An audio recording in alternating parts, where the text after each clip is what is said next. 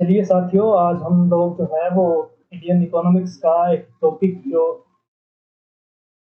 जो राजस्थान के लगभग लगभग सभी एग्जाम्स जो है उनमें आता है, हमें देखने को मिलता है। उससे 1 या 2% हर बार जो है वो आते हैं। तो बैंकिंग के बारे में आज हम लोग देखेंगे, उसकी हिस्ट्री के बारे में, और भारत में जो बैंक हैं उनके बारे में, और उन बैंकों का जो सिस्टम है उन सब के बारे में जो है वो हम अच्छे से जो है वो देखेंगे। और वैसे हमारा फोकस जो है वो इस दौरान जो है वो RS प्री के हिसाब से रहेगा और SI के हिसाब से। तो सबसे पहली बात है कि हम लोग बैंकिंग की हिस्ट्री जो है उसके बारे में बात करें तो बैंक ऑफ हिंदुस्तान, कौन सा बैंक? बैंक ऑफ हिंदुस्तान नाम से एक बैंक की स्थापना की गई 1770 और स्थापना की गई कोलकाता में। और यह जो बैंक है 1770 में, सॉरी, 1770 में बैंक ऑफ हिंदुस्तान जिसकी स्थापना कोलकाता में की गई, यह यूरोपीय पद्धति पर भारत में जो स्थापित पहला जो है ना वो भारतीय बैंक था। भारतीय बैंक नहीं, यूरोपीय पद्धति पर भारत में स्थापित ये पहला बैंक था। कौन सा बैंक था? Bank of Hindustan. तो आपको ये बात याद रखनी है कि बैंक ऑफ हिंदुस्तान 1770 में कोलकाता में स्थापित यूरोपीय पद्धति पर जो है वो स्थापित किया गया भारत के अंदर पहला बैंक था। हो गई बात। अब जो है वो अगला बैंक कौन सा स्थापित हुआ? अगला है इलाहाबाद बैंक। इलाहाबाद वाणिज्य बैंक जो है इसकी स्थापना की गई 1865 में।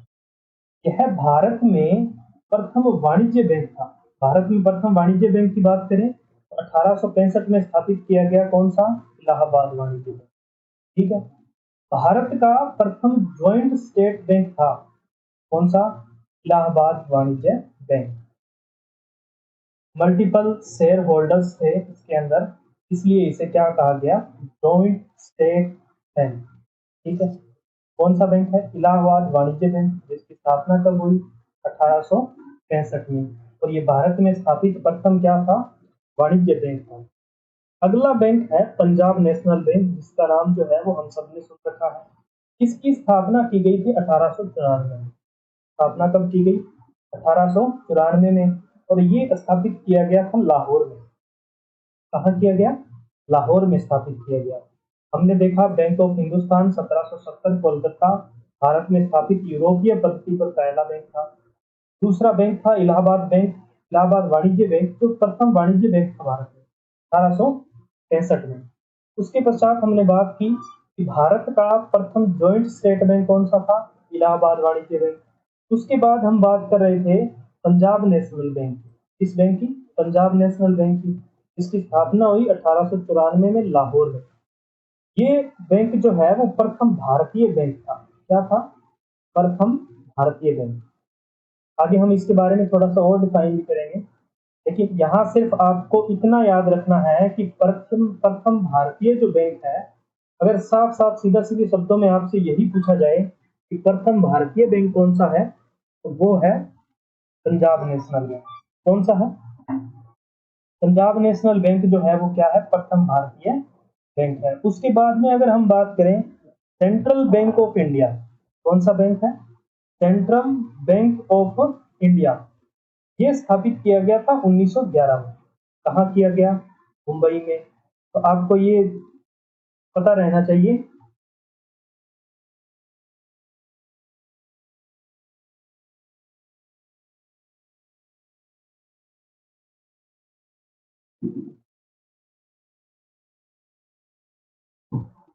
तो आप लोगों को जो है वो ये पता रहना चाहिए कि सेंट्रल बैंक ऑफ इंडिया जो है वो कब स्थापित किया गया? 1900 1911 में स्थापित किया गया। कब? 1900।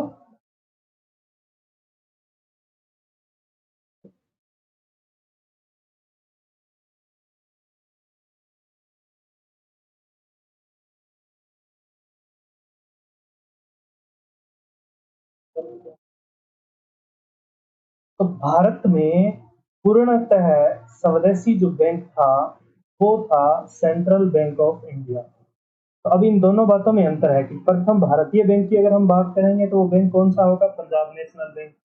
कि वो किसी भारतीय द्वारा स्थापित था, लेकिन उसमें जो पूंजी जो है ना, वो किसी विदेशी की भी लगी हुई थी, इसलिए वो जो है स्वदेशी बैंक नहीं था। लेकिन सेंट्रल बैंक ऑफ इंडिया जो 1911 में मुंबई में स्थापित किया गया था, उसमें जो है वो स्थापित करने वाला भी भारतीय था, ठीक है, और उसकी जो पूरी का पूरा सिस्टम था ना, वो भी पूरा क्या था, भारतीय था, इसलिए उसे क्या कहा गया, प्रथम पूर्ण स्वदेशी बैंक जो है वो कौन सा है, सेंट्रल बैंक ऑफ इंडिया। तो आपसे यहाँ पर जो है, यहाँ पर बहुत सारे क्वेश्चन जो है वो सिंपल से हैं, और लेकिन बस आपको इतना काम करना है कि ये याद रखना है कि यूरोपीय पद्धति पर स्थापित भारत में पहला बैंक कौन सा है, तो बैंक ऑफ हिंदुस्तान। अगर मैं पूछूं कि पहला भारत में स्थापित वाणिज्य बैंक कौन सा है, तो इलाहाबाद वाणिज्य बैंक 1865। अगर मैं आपसे पूछूं कि प्रथम भारतीय बैंक कौन सा है, तो आपको पता होना चाहिए कि पंजाब नेशनल बैंक जो है वो कौन सा बैंक है, प्रथम भारतीय बैंक है। अगर मैं आपसे ये पूछूं कि प्रथम पूर्णतः स्वदेशी बैंक कौन सा था, तो सेंट्रल बैंक ऑफ इंडिया जो है वो 1911 में स्थापित किया गया था मुंबई में, वो था प्रथम पूर्णतः स्वदेशी बैंक। अगला बैंक है यूनियन बैंक ऑफ इंडिया। कौन सा बैंक है, यूनियन बैंक ऑफ इंडिया। इसकी स्थापना की गई थी 1919 में मुंबई में। इस बैंक का शुभारंभ जो है वो महात्मा गांधी ने किया। किसने किया, महात्मा गांधी ने किया। अब आपको पंजाब नेशनल बैंक के बारे में एक बात और याद रखनी है कि इसके संस्थापक सदस्यों में से एक व्यक्ति जो भारतीय स्वतंत्रता संग्राम में अपना महत्वपूर्ण स्थान रखता है, वो है लाला लाजपत राय। तो लाला लाजपत राय का अगर आपसे पूछा जाए कि किस बैंक की स्थापना में लाला लाजपत राय का योगदान है, तो पंजाब नेशनल बैंक की योगदान है, ठीक है। उसके पश्चात अगर आपसे पूछा जाए कि किस बैंक का जो शुभारंभ है वो महात्मा गांधी द्वारा किया गया था, तो वो है यूनियन बैंक ऑफ इंडिया। तो मुंबई में दो बैंक स्थापित किए गए, पहला किया गया 1911 में, दूसरा किया गया 1919 में। सेंट्रल बैंक ऑफ इंडिया जो है वो कहाँ किया गया, मुंबई में 1911 में, और यूनियन बैंक ऑफ इंडिया जो है वो कब किया गया, 1919 में मुंबई में। तो ये बात आपको याद रखनी है। अब हम देखते हैं कि एसबीआई जो सेंट्रल बैंक ऑफ इंडिया जो है, state Bank of India, sorry central नहीं, एसबीआई का मतलब स्टेट बैंक ऑफ इंडिया जो है, उसकी जो हिस्ट्री जो है वो हम देख लेते हैं, क्योंकि ये भारत में जो है वो अब सबसे बड़ा बैंक है। कौन सा बैंक है, स्टेट बैंक ऑफ इंडिया। तो इसके बारे में अगर हम बात करें तो 1806 में एक बैंक स्थापित किया गया, प्रेसिडेंसी बैंक ऑफ बंगाल। कौन सा, बस आपको इतना याद रखना है, बंगाल। 1806 में एक प्रेसिडेंसी बैंक स्थापित किया गया, कहाँ पर, बंगाल में। फिर किया गया 1840 में, कहाँ पर, मुंबई में। फिर 1843 में किया गया, कहाँ पर, मद्रास में। और उसके पश्चात क्या हुआ, 1921 में इन तीनों को मिलाकर, 1921 में किस किस को, एक तो presidential bank of Bengal, presidential bank of Mumbai, presidential bank of Madras, 1806, 1840, 1843, इन तीनों को मिलाकर 1921 में एक बैंक बनाया गया, और जिसे नाम दिया गया इंपीरियल बैंक ऑफ इंडिया। क्या नाम दिया गया, इंपीरियल बैंक ऑफ इंडिया। अब उसके बाद बात करें कि आरबीआई की स्थापना से पूर्व आईबीआई ने केंद्रीय बैंक की भूमिका निभाई। अब जो ये 1921 में स्थापित इंपीरियल बैंक ऑफ इंडिया जो है, ये जो है वो 1935 से पूर्व जो है, 1935 से पूर्व तक किसकी भूमिका निभा रहा था, केंद्रीय बैंक की भूमिका निभा रहा था भारत के। उसके पश्चात क्या हुआ कि 1955 के तहत एक एक्ट लाया गया, गोरेवाला समिति जो है, आपको नाम याद रखना है, कौन सी समिति, गोरेवाला समिति की सिफारिश पर एसबीआई एक्ट 1955 के तहत आईबीआई का जो नाम है वो बदलकर क्या कर दिया गया, एसबीआई, और इसका क्या किया गया, राष्ट्रीयकरण कर दिया गया। तो आपको एक बात जो खास तौर से याद रखनी है कि एसबीआई की स्थापना जो है, या नामकरण जो है, या राष्ट्रीयकरण जो है, वो कब किया गया, 1 जुलाई 1955 को। उसके बाद आपको याद रखना है कि किस समिति की सिफारिश पर जो है इंपीरियल बैंक ऑफ इंडिया का नाम एसबीआई करके उसका राष्ट्रीयकरण कर दिया गया, गोरेवाला समिति की सिफारिश के आधार पर। फिर आपको याद रखना है कि किन तीन बैंकों के मिलने से इंपीरियल बैंक ऑफ इंडिया 1921 में बना, तो बंगाल, बम्बई और मद्रास के जो प्रेसिडेंशियल बैंक थे 1806, 40 और 43 में स्थापित, उन तीनों को मिलाकर 1921 में क्या कर दिया गया, इंपीरियल बैंक ऑफ इंडिया का जो है स्थापना कर दी गई। और आपसे पूछा जाए कि 1935 से पूर्व, यानी कि आरबीआई की स्थापना कब हुई, 1935 में, तो उससे पूर्व जो है भारत में कौन सा बैंक जो है वो केंद्रीय बैंक की भूमिका निभा रहा था, तो आईबीआई जो है, इंपीरियल बैंक ऑफ इंडिया जो है, वो किसकी भूमिका निभा रहा था, आरबीआई की भूमिका, यानी कि केंद्रीय बैंक की भूमिका निभा रहा था। अब क्या है कि स्थापना के समय एसबीआई में 8 सहायक बैंक थे। अब क्या हुआ, जब इंपीरियल बैंक ऑफ इंडिया का जो नामकरण और राष्ट्रीयकरण जो एसबीआई के रूप में किया गया, उसके बाद क्या हुआ कि जो भारत में अन्य जो छोटे बैंक थे, उन बैंकों को इस बैंक के सहायक बैंक के रूप में घोषित कर दिया गया। अब कौन कौन से बैंक थे, State Bank of Saurashtra, State Bank of Indore, State Bank of Bikaner, State Bank of Jaipur और State Bank of Hyderabad, State Bank of Patiala, State Bank of Mysore, State Bank of Travancore. तो आपको स्टेट बैंक ऑफ तो याद रखने की जरूरत है नहीं, क्योंकि ये तो सभी में कॉमन है। बस आपको याद रखना है कि पश्चिम में सौराष्ट्र, मध्य में इंदौर और फिर दोबारा पश्चिम यानी कि राजपूताना में दो कौन से थे, बीकानेर और जयपुर। फिर क्या है कि साउथ में कौन सा था, एक तो हैदराबाद था, एक मैसूर था और एक त्रावणकोर था, और उत्तर पश्चिम में कौन सा था, पटियाला।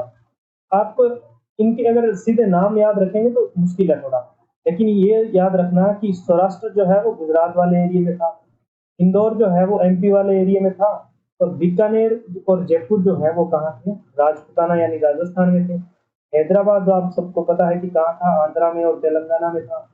पटियाला जो है वो पंजाब में था, मैसूर कर्नाटक में था, और त्रावणकोर जो है वो कहाँ था, साउथ इंडिया में जो है वो था। तो इन 8 बैंकों को सहायक बैंक घोषित किया गया, किसका, एसबीआई का। ठीक है। अब क्या हुआ आगे चलकर, बीकानेर और जयपुर स्टेट बैंक जो थे ना, उन दोनों को क्या किया, 1963 में एक कर दिया गया और नाम रखा गया एसबीबी।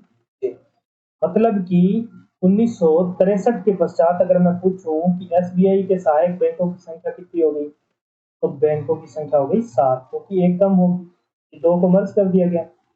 आगे बात करें कि 1998 में एक समिति थी, नरसिम्हा राव समिति ने सरकारी बैंकों के आपसी विलय की सिफारिश कर दी। ठीक है। गोरेवाला समिति ने किसकी सिफारिश की थी, कि जो आईबीआई है उसका नाम एसबीआई करके और उसका क्या कर दिया जाए, राष्ट्रीयकरण, और उस चक्कर में क्या कर दिया गया, 1 जुलाई 1955 को जो है वो क्या किया गया, आईबीआई का राष्ट्रीयकरण हो गया। फिर क्या हुआ, 1998 में एक समिति और आई और समिति का नाम था नरसिम्हन समिति। अब नरसिम्हन समिति ने बोला कि जो ये 7 जो बैंक है, सहायक बैंक जो है, इन सातों के सातों बैंकों को क्या कर दिया जाए, मर्ज कर दिया जाए, विलय कर दिया जाए, किसमें, एसबीआई में। ठीक है, क्योंकि ये किसके सहायक बैंक है, एसबीआई के सहायक बैंक है। अब क्या हुआ कि 2008 में जो स्टेट बैंक ऑफ सौराष्ट्र था, सौराष्ट्र का विलय जो है वो सबसे पहले किया गया 2008 में, किसमें किया गया, एसबीआई में। मतलब अब कितने रह गए, 6। फिर क्या हुआ, 2010 में जो स्टेट बैंक ऑफ इंदौर था उसका विलय किसमें कर दिया गया, एसबीआई में। मतलब कि अब कितने रह गए, 5। फिर क्या हुआ कि 1 अप्रैल 2017 को शेष बचे 5 bank, SBBJ, SB Patiala, SB जो मद्रास है वो, मैसूर जो है वो, एसबी जो त्रावणकोर है, और एसबी कौन सा है, एक और बच गया, हैदराबाद। इन पांचों बैंकों को और इनके साथ क्या किया गया, एक और बैंक था, भारतीय महिला बैंक, जिसकी स्थापना 2013 में की गई। 19 नवंबर 2013 में एक बैंक और स्थापित किया गया था, भारतीय महिला बैंक।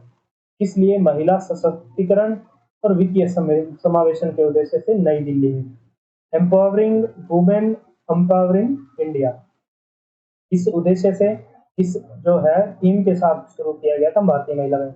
लेकिन वो उस टाइप से काम नहीं कर पाया जिस टाइप से उसको बनाया गया था। इसलिए क्या हुआ कि 1 अप्रैल 2017 को कुल 6 बैंकों का क्या किया गया, विलय किसमें किया गया, एसबीआई में कर दिया गया।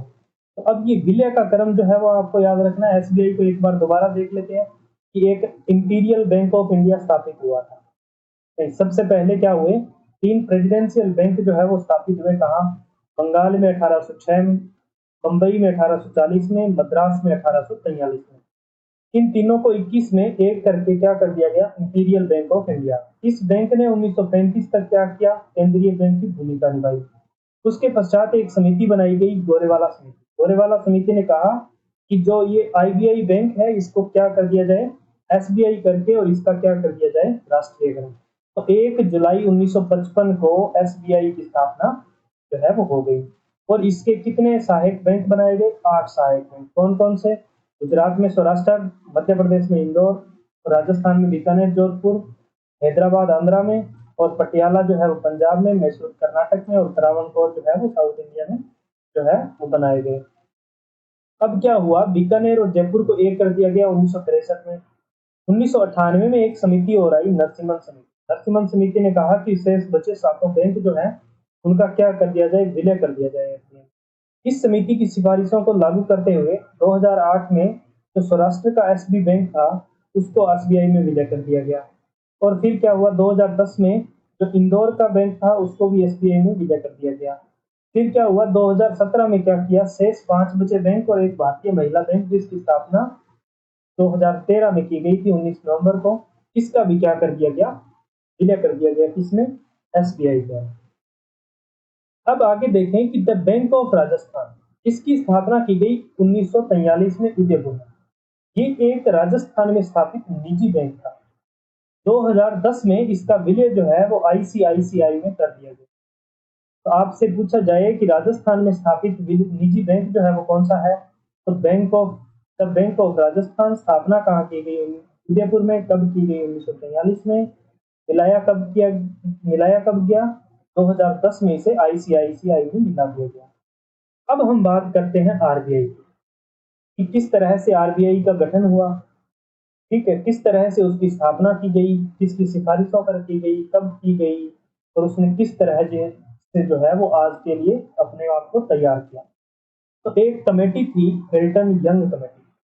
कौन सी कमेटी, हिल्टन यंग कमेटी या हिल्टन यंग कमीशन जो है उसकी सिफारिश पर जो है वो, जिसे रॉयल कमीशन भी कहा जाता है। हिल्टन यंग कमेटी जो है, कमीशन जो है, उसे क्या कहा जाता है, रॉयल कमीशन कहा जाता है। इसने सिफारिश की कि भारत में एक स्पेसिफाइड केंद्रीय बैंक होना चाहिए, ठीक है। और इस की सिफारिशों को देखते हुए आरबीआई एक्ट 1934 लाया गया। आरबीआई एक्ट कौन सा लाया गया, 1934 लाया गया। और 1 अप्रैल 1935 को इस एक्ट के आधार पर आरबीआई की स्थापना की गई, ठीक है। और स्थापना की गई उस समय इसका मुख्यालय रखा गया कोलकाता। तो आपसे ये बातें पूछी जा सकती है कि स्थापना के समय आरबीआई का मुख्यालय कहाँ रखा गया, कोलकाता। उसके पश्चात है कि स्थापना के समय आरबीआई की जो आधार पूंजी जो है वो कितनी थी, 5 करोड़। और इसका जो स्वामित्व है स्थापना के समय वो एक निजी स्वामित्व था, कि बैंक जो है वो स्टार्ट में किस प्रकृति का था, निजी था। लेकिन उसके पश्चात क्या हुआ, 1937 में आरबीआई का मुख्यालय स्थानांतरित कर दिया गया, कहाँ, मुंबई में, ठीक है। और इसकी टैगलाइन जो है वो आज के टाइम जो ये बैंक है वो है इंडिया का सेंट्रल बैंक। इंडिया का कौन सा बैंक है, सेंट्रल बैंक। इसका मुख्यालय वर्तमान में कहाँ है, मुंबई में। इसकी स्थापना कब की गई, 1 अप्रैल 1935। मुख्यालय कहाँ रखा गया, कोलकाता में। ये एक स्थापना के समय कैसा बैंक था, निजी बैंक था। इसकी आधार पूंजी कितनी थी, 5 करोड़ थी। इसके लिए एक्ट कब लाया गया, 1934 में। किस कमीशन की सिफारिश पर, हिल्टन यंग या रॉयल कमीशन की सिफारिश पर, ठीक है। अब चलते हैं आगे। यह प्रारंभ से ही भारत में केंद्रीय बैंक था। मतलब जब हमने पीछे भी बात की थी कि इससे पहले केंद्रीय बैंक की भूमिका कौन निभा रहा था, आईबीआई जो है वो इससे पहले निभा रहा था। अब इसके बनने के बाद जो है और आज तक जो है केंद्रीय बैंक की भूमिका कौन निभा रहा है, आरबीआई निभा रहा है। भारत के अतिरिक्त जो है इसने म्यांमार और पाकिस्तान के लिए भी जो है वो केंद्रीय भूमिका निभाई, ये बात आपको याद रखनी है।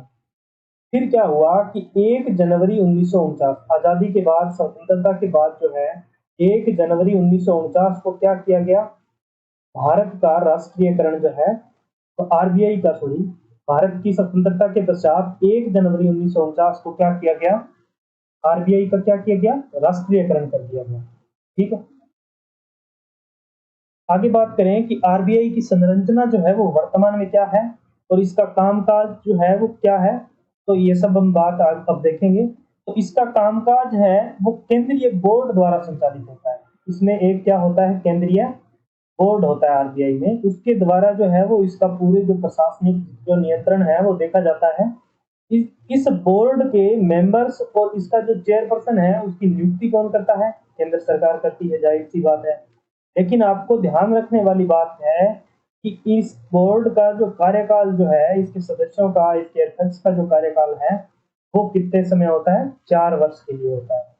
ठीक है, इसके पश्चात है कि इसमें जो है वो एक गवर्नर होता है। एक क्या होता है, गवर्नर होता है।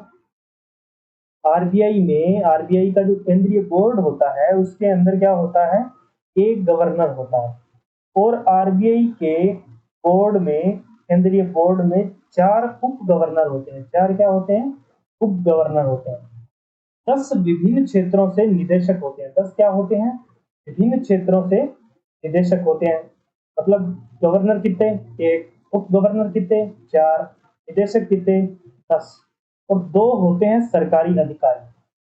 ठीक है, 2 होते हैं क्या, सरकारी अधिकारी।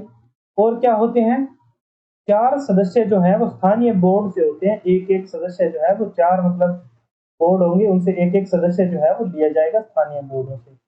अब क्या है कि इसमें कुल मिलाकर अधिकतम लोगों की संख्या जो है वो कितनी हो सकती है, इसको हम गिन लेते हैं। 1 और 4 5, 5 और 10 15, 15 और 2 17, और 17 और 4 21।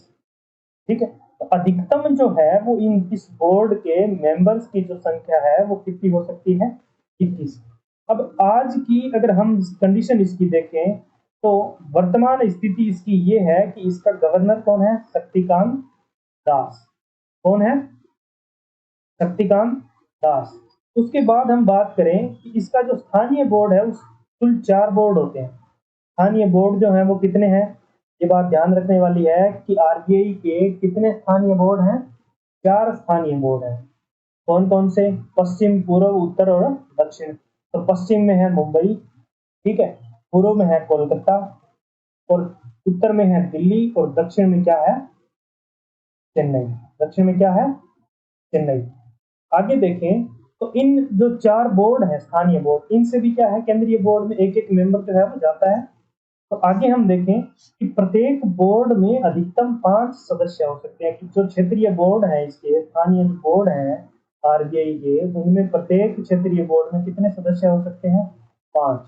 इनकी भी नियुक्ति कौन करता है, केंद्र सरकार, और इनका भी कार्यकाल कितना है, 4 साल। इनका काम क्या होता है, स्थानीय मामलों में केंद्रीय बोर्ड को परामर्श देना, बैठकों में स्थानीय आवश्यकताओं का प्रतिनिधित्व करना। जो केंद्रीय बोर्ड की जो बैठकें होंगी उनमें स्थानीय मुद्दों को सामने रखना। दूसरी बात क्या है कि जो स्थानीय मामले हैं उनमें केंद्रीय बोर्ड को जो है वो क्या देंगे, परामर्श देंगे। आगे बात करें कि वित्तीय पर्यवेक्षण समिति। वित्तीय पर्यवेक्षण समिति जो है वो क्या होती है, आरबीआई की एक वित्तीय पर्यवेक्षण समिति होती है। यह केंद्रीय बोर्ड की एक समिति के रूप में कार्य करती है। आरबीआई के 27 क्षेत्रीय कार्यालय हैं। कितने क्षेत्रीय कार्यालय हैं, 27 क्षेत्रीय कार्यालय हैं किसके, आरबीआई के। 4 उप कार्यालय हैं। इस तरह से कुल कार्यालय कितने हैं, 31। अब हम बात करें इसके कुछ इतिहास के जो फैक्ट्स हैं जो हमें काम देने वाले हैं उनके बारे में। तो हम सर्वप्रथम देखते हैं कि आरबीआई के जो पहले गवर्नर हैं वो कौन है, ओसबर्न स्मिथ। कौन है, ओसबर्न स्मिथ। प्रथम भारतीय गवर्नर कौन है, सीडी देशमुख। स्वतंत्रता के समय गवर्नर कौन थे, सीडी देशमुख। सर्वाधिक कार्यकाल वाले गवर्नर जो है वो कौन है, वेनेगल रामा राव। वेनेगल रामा राव। वर्तमान में जो जो इसके गवर्नर है वो कौन से गवर्नर है, क्रम के 25वें। कौन है, शक्तिकांत दास। फर्स्ट महिला उप गवर्नर, यानी कि जो महिला गवर्नर है वो कभी नहीं रही, उप गवर्नर पर महिला रही है तो वो फर्स्ट है के जी उदयसिंह। के जे उदयसिंह, याद रखना है आपको। क्या, एक तो ओसबर्न स्मिथ पहले गवर्नर, सीडी देशमुख पहले भारतीय। आजादी के समय सीडी देशमुख। सर्वाधिक कार्यकाल बेनेगल रामाराव। 25 में कौन है? शक्तिकांत दास। और पहली महिला उप गवर्नर कौन है? के.जे. उदेसी। सर्वोच्च अधिनियम जो है आरबीआई का, जो अधिनियम जो है वो कौन सा है? RBI act 1934। आरबीआई के कार्यों पर नियंत्रण हेतु जो है वो कौन सा एक्ट कार्य करता है? कौन सा एक्ट जो है वो लागू है? RBI act 1934। Banking rule banking regulation act 1949। RBI के कार्यों पर तो नियंत्रण कौन सा एक्ट रखता है? RBI act 1934। लेकिन उसका जो वित्तीय नियंत्रण है, कौन सा नियंत्रण? वित्तीय नियंत्रण वो किसके द्वारा होता है? बैंकिंग रेगुलेशन एक्ट 1949 के माध्यम से होता है। ये बात आपको ध्यान रखनी है। आगे बात करते हैं तो आरबीआई के कार्य कि वो क्या क्या काम करता है। पहला काम है कि वो भारत का केंद्रीय बैंक है। ठीक है, आगे बात समझ में कि भारत का वो कौन सा बैंक है? केंद्रीय बैंक है। कौन? आरबीआई। बैंकिंग क्षेत्र में नियामक की भूमिका निभाता है। कौन? बैंकिंग क्षेत्र में कौन किसकी भूमिका निभाता है? नियामक की भूमिका निभाता है। दो बात हो गई कि एक तो यह क्या है कि भारत का केंद्रीय बैंक है, और दूसरा बैंकिंग जो सेक्टर है उसके अंदर नियामक की भूमिका निभाता है। कौन? आरबीआई। फिर बात करें कि आरबीआई बैंकों का बैंक है। आरबीआई क्या है? बैंकों का बैंक है, क्योंकि यह बैंकों को क्या प्रदान करता है? ऋण प्रदान करता है। क्या प्रदान करता है? ऋण प्रदान करता है। और क्या करता है कि जो उनकी अतिरिक्त जमाएं जो हैं, क्या है? अतिरिक्त जमाएं हैं, वो भी क्या करता है? स्वीकार करता है। आगे देखें कि केंद्र और राज्य सरकारों के लिए यह ऋण प्रबंधन करता है। क्या करता है? ऋण प्रबंधन। कौन करता है? आरबीआई। अब देखिए क्या क्या काम है। एक तो ये केंद्रीय बैंक है भारत का, दूसरा बैंकिंग क्षेत्र के लिए विनियामक है, तीसरा क्या है कि ये बैंकों को ऋण देता है। किसको ऋण देता है? बैंकों को ऋण देता है, इसलिए इसे क्या कहते हैं? बैंकों का बैंक कहते हैं। अतिरिक्त जमाएं जो है वो स्वीकार करता है, इसलिए भी इसे क्या कहते हैं? बैंकों का बैंक कहते हैं। फिर क्या है कि यह केंद्र और राज्य की जो सरकारें हैं उनके लिए ऋण का प्रबंधन करके देता है। ठीक है, आगे है कि केंद्र व राज्य सरकार को वित्तीय मामलों में परामर्श देता है। किन मामलों में परामर्श देता है? वित्तीय मामलों में परामर्श देता है। किसको देता है? केंद्र सरकार और राज्य सरकार को देता है। आगे बात है कि विदेशी मुद्रा भंडारों का संरक्षण करता है। किसका संरक्षण करता है? विदेशी मुद्रा भंडारों का संरक्षण करता है। फिर क्या है कि धन संतुलन का लेखा जोखा रखता है। किसका लेखा जोखा रखता है? भुगतान संतुलन का। फिर क्या है कि मौद्रिक नीति बनाना, उसका क्रियान्वयन करना, उसकी निगरानी करना जो है वो किसका मुख्य काम है? आरबीआई का काम है। तो आपको ये बात जो है वो खास तौर से याद रखनी है कि आरबीआई जो है वो बनाता है कौन सी नीति? मौद्रिक नीति। आरबीआई जो है वो वही उस नीति का क्या करता है? क्रियान्वयन करता है, और वही उस नीति की निगरानी करता है। तो मौद्रिक नीति से संबंधित जितने भी कार्य हैं वो कौन देखता है? आरबीआई देखता है। दूसरी नीति जो है वो होती है राजकोषीय नीति। कौन सी नीति? राजकोषीय नीति। इस राजकोषीय नीति का जो निर्माण है, जो इसका क्रियान्वयन है, जो इसकी निगरानी है, वो देखती है सरकार। ये इन दोनों नीतियों में एक डिफरेंस है कि मौद्रिक नीति का कार्य जो है वो आरबीआई देखता है, और राजकोषीय नीति का कार्य सरकार देखती है। अब क्या है कि मुद्रा जारीकर्ता की भूमिका निभाता है। कौन? आरबीआई। आरबीआई किसकी भूमिका निभाता है? मुद्रा जारी का। एक बार फिर से कार्य देख लेते हैं। केंद्रीय बैंक है, बैंकिंग क्षेत्र का विनियामक है, बैंकों का बैंक है क्योंकि बैंकों को ऋण और उसकी अतिरिक्त जमाएं स्वीकार करता है। फिर क्या है कि केंद्र और राज्य को ऋण प्रबंधन करके देता है। फिर क्या है कि केंद्र और राज्य सरकारों को वित्तीय मामलों में परामर्श देता है। फिर क्या है कि विदेशी मुद्रा भंडारों का संरक्षण करता है। और क्या है? भुगतान संतुलन का लेखा जोखा रखता है। और क्या है? मोस्ट इंपॉर्टेंट, मौद्रिक नीति का क्रियान्वयन, उसका बनाना, उसका संचालन करना, उसकी निगरानी करना, सभी कार्य देखता है। फिर क्या है कि मुद्रा जारीकर्ता के रूप में भी भूमिका निभाता है। अब देखते हैं कि 2 रुपए तथा इससे अधिक के नोट जो है वो आरबीआई द्वारा जारी होते हैं। लेकिन कौन सा नोट? 1 रुपए का नोट जो है वो वित्त मंत्रालय जारी करता है, और सिक्के भी कौन जारी करता है? वित्त मंत्रालय जारी करता है। इन पर किसके हस्ताक्षर होते हैं? मतलब 1 रुपए के नोट पर हस्ताक्षर होंगे किसके? वित्त मंत्रालय के सचिव के। और 2 रुपए से अधिक के समस्त नोटों पर किसके हस्ताक्षर होंगे? आरबीआई के गवर्नर के। लेकिन वर्तमान समय में 1 और 2 रुपए के जो नोट हैं वो आना बिल्कुल भी क्या कर दिए हैं? बंद कर दिए हैं। आगे है सिक्कों से संबंधित मामला भारत सरकार का है तो इस पर किसी प्रकार का हस्ताक्षर नहीं होता। ठीक है, ये बात सबको पता है। अब हम देखते हैं कि भारत में कितनी टकसालें हैं। 4 टकसालें कार्यरत हैं। कौन कौन सी हैं देख लेते हैं। तो अलीपुर जो है वो पश्चिम बंगाल, सैफाबाद, चिरईपल्ली चिरई चिरल चिरालापल्ली हैदराबाद में, और एक है नोएडा यूपी में। हो गई कि कौन कौन सी? अलीपुर, सैफाबाद, तिरुचिरापल्ली और नोएडा। भारत में 4 नोट प्रिंटिंग प्रेस है। कौन सी? टकसालों से क्या होता है? सिक्के जारी होते हैं। और नोट प्रिंटिंग प्रेस से क्या होता है? नोट छपते हैं। तो 4 नोट प्रिंटिंग प्रेस है। कौन कौन सी? 2 तो है। एक तो है नासिक महाराष्ट्र में, दूसरी देवास एमपी में। ठीक है, क्या है? पहली 2 है, सॉरी, नासिक में। 1 मिनट हम देख लेते हैं। हाँ, भारत सर, जो 4 नोट प्रिंटिंग प्रेस है, सॉरी, दोबारा से देख लेते हैं इसको।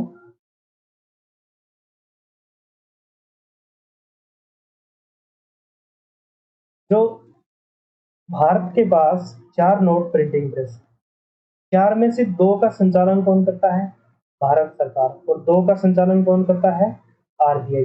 अब भारत सरकार की जो नोट प्रिंटिंग प्रेस है वो एक तो है नासिक में और दूसरी है देवास में। नासिक वाली महाराष्ट्र में, देवास वाली एमपी में। दोनों कौन देखते हैं? इनका कार्य कौन देखता है? भारत सरकार।